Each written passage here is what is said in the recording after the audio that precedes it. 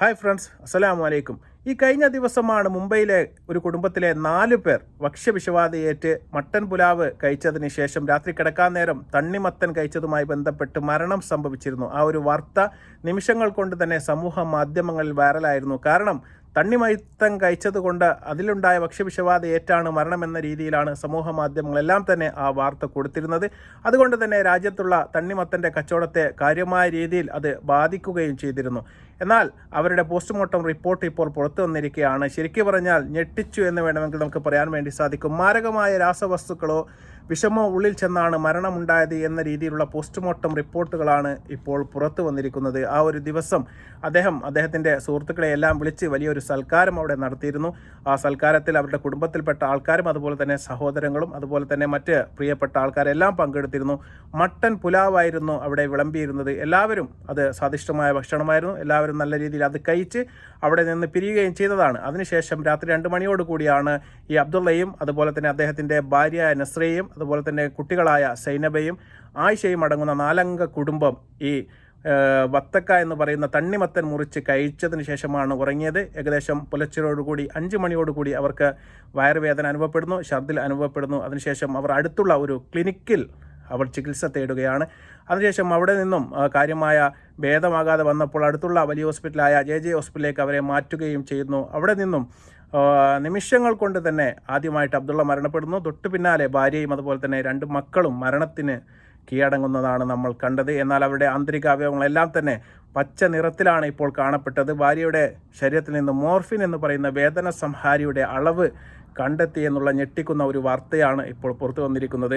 തണ്ണിമത്തനല്ല മരണത്തിന് കാരണം, അതുപോലെ തന്നെ വേദന സംഹാരിയായ മോർഫിൻ എന്ന് പറയുന്ന മരുന്നിൻ്റെ ഒരു കൂടിയ ഉപയോഗം തന്നെയാണ് മരണത്തിലേക്ക് നയിച്ചത് എന്നാണ് ഇപ്പോൾ മനസ്സിലാക്കാൻ വേണ്ടി സാധിക്കുന്നത്. ഇത് ആത്മഹത്യയാണോ അല്ലെങ്കിൽ കൊലപാതക ശ്രമമാണോ എന്ന് മാത്രമാണ് ഇനി അറിയാനുള്ളത് എന്നുള്ള ഞെട്ടിക്കുന്ന ഒരു വാർത്ത. നമുക്ക് ആദ്യമായിട്ട് ആ വാർത്തയുടെ വിശദാംശങ്ങളൊന്ന് കാണാം.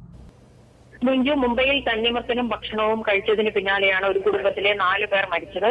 അതിലിപ്പോൾ കൂടുതൽ ദുരൂഹതയിലേക്കാണ് കാര്യങ്ങൾ നീങ്ങിക്കൊണ്ടിരിക്കുന്നത്. മരണം ഭക്ഷ്യവിഷബാധ മൂലമല്ലെന്നും മാരകമായിട്ടുള്ള വിഷവസ്തുക്കൾ ഇവരുടെ ശരീരത്തിൽ എത്തിയിട്ടുണ്ട് എന്നുമാണ് ഇപ്പോൾ ഫോറൻസിക് റിപ്പോർട്ടുകൾ വ്യക്തമാക്കുന്നത്. പോസ്റ്റ്മോർട്ടത്തിൽ ഈ മരിച്ചവരുടെ ആന്തരിക അവയവങ്ങളിൽ കണ്ടെത്തിയിട്ടുള്ള നിറം മാറ്റമാണ് ഈ ഒരു സംശയത്തിലേക്ക് കാര്യങ്ങൾ എത്തിച്ചിട്ടുള്ളത്. മരിച്ചവരുടെ തലച്ചോറ്, ഹൃദയം, കുടൽ തുടങ്ങിയവയെല്ലാം കണ്ടത് പച്ച നിറത്തിലാണ്. അത് അസ്വാഭാവികമാണ് എന്നുള്ളതാണ് വിദഗ്ധർ പറയുന്നത്.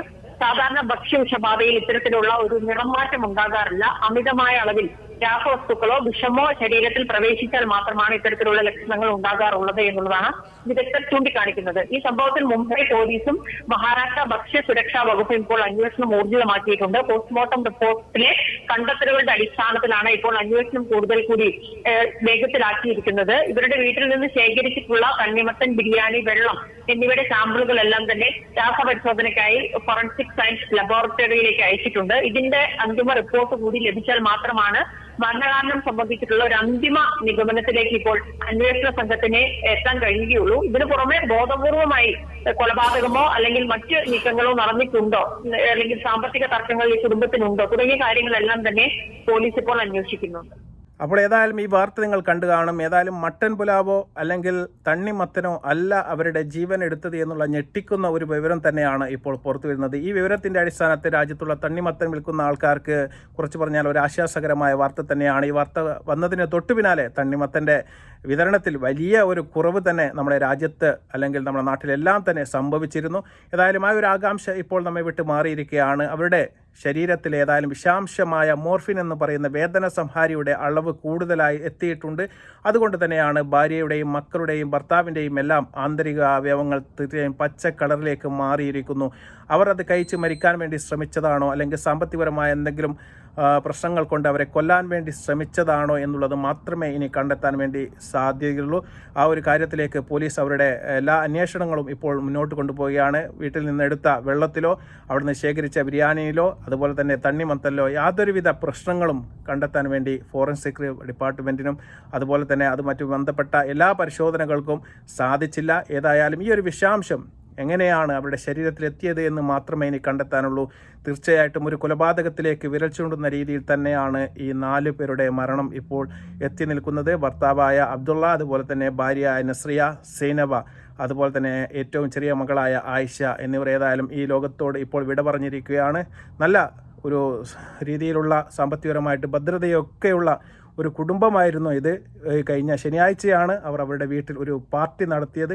തൊട്ടു പിന്നാലെയാണ് ആ നാടിനെയും നാട്ടാരെയും കുടുംബക്കാരെയും എല്ലാം തന്നെ വേദനിപ്പിച്ചുകൊണ്ട് ഒരു അഗാധമായ കൂട്ടമരണം ഉണ്ടായത്. ഇതിന് പിന്നാലെയാണ് തണ്ണിമത്തൻ കഴിച്ചിട്ടാണ് ഈ കുടുംബത്തിലെ എല്ലാവർക്കും മരണമുണ്ടായത് എന്ന രീതിയിലുള്ള വാർത്ത പ്രചരിച്ചിരുന്നത്. എന്നാലും അതിനൊരു അന്ത്യം വന്നിരിക്കുകയാണ്. തീർച്ചയായും തണ്ണിമത്തൻ ഒരു വില്ലനല്ല.